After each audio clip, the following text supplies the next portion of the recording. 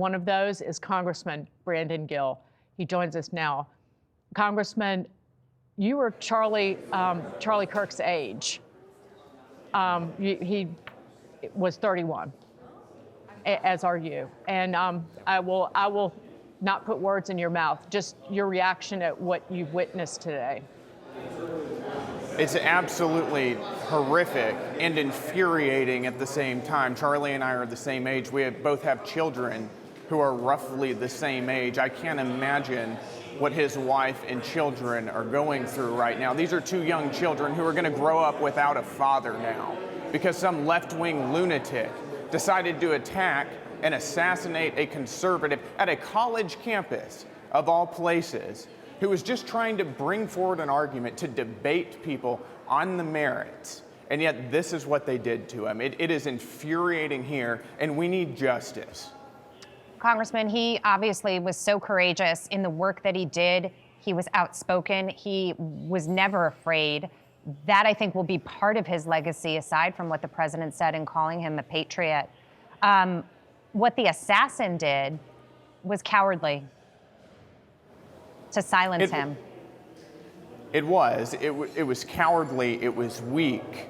But this is what we're up against. You know, Charlie was a hero.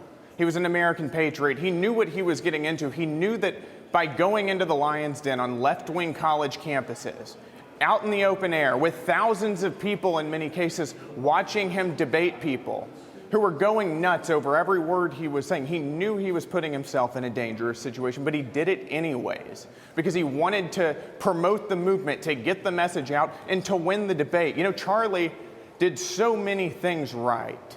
He not only won debates and won arguments on their merits, but he also built a political movement for young people, getting young people engaged in the political process, especially college students who otherwise might have been afraid because of leftists like this lunatic who shot Charlie.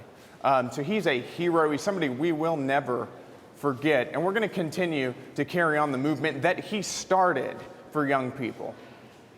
I don't think any of us can imagine where we would be, even as a country, without Charlie Kirk, because he did not demand acceptance of his ideas, of conservative ideas, of the idea of faith and family and country and freedom.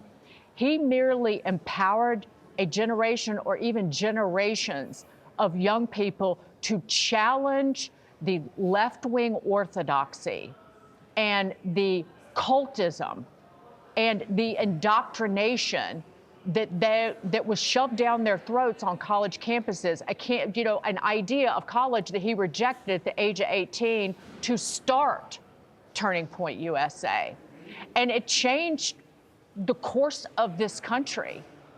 Congressman, I think we wouldn't be here today being able to speak as openly everywhere, whether it's on college campuses or not. We've still got a long way to go, but he brought us to where we are in 2025.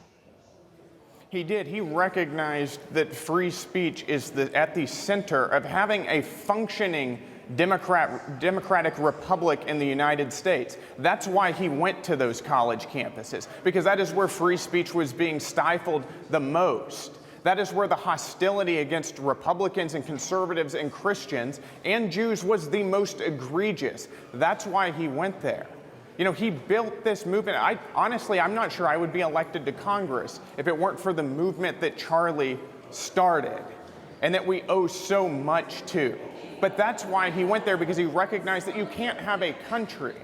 And listen, you cannot have a democratic republic whenever leftists want to use political violence like they did against Charlie and assassinating him as a means of stifling dissent and stopping people from disagreeing with them.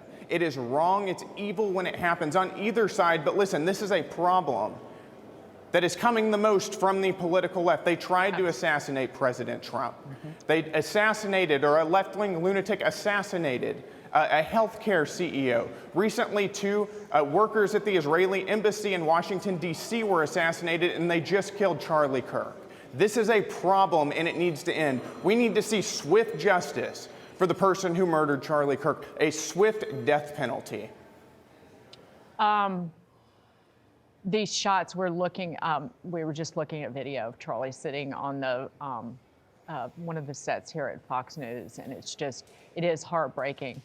Congressman Brandon Gill, thank you for being here on this tragic day, but you keep moving forward and living Charlie's legacy for all of us. Thank you, Congressman.